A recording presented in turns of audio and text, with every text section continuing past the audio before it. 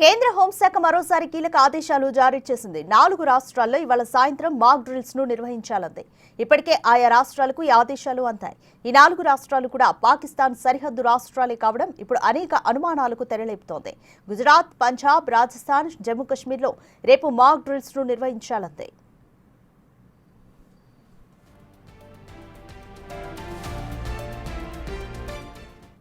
పహల్గామ్ ఉగ్రదాడులు ఈ దాడులకు ప్రతీకారంగా భారత్ చేపట్టిన ఆపరేషన్ సింధూర్ దెబ్బకు ఇరు దేశాల మధ్య తీవ్ర ఉద్రిక్త పరిస్థితులు నెలకొన్నాయి.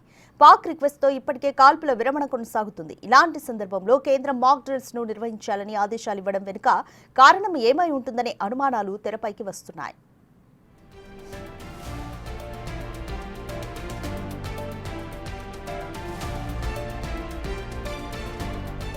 ఉన్నపళంగా ఈ డ్రిల్స్ నిర్వహించాలనే ఆలోచనకు కారణం ఏమై ఉంటుందన్న దానిపై చర్చ జరుగుతుంది. దాయాది దేశం మరోసారి ఏమైనా కుట్రకు తెరలేపిందా?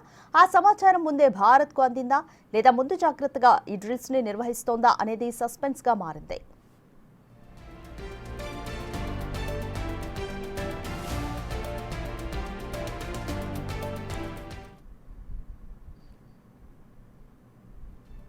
మే 7న దేశవ్యాప్తంగా మాక్ డ్రిల్స్ నిర్వహించాలని కేంద్రం ఆదేశాలు జారీ చేసింది. ఈ మాక్ డ్రిల్స్ నిర్వహించడానికి ముందే ఆపరేషన్ సింధూర్ను ప్రారంభించింది. మొదట ఉగ్రవాద స్థావరాలపై, ఆ తర్వాత పాకిస్తాన్ ఎయిర్ బేస్లపై దాడులు చేసింది. మరి ఈసారి కూడా అలాంటిదేమైనా ఉంటుందా అనే అనుమానాలు తెరపైకొస్తున్నాయి.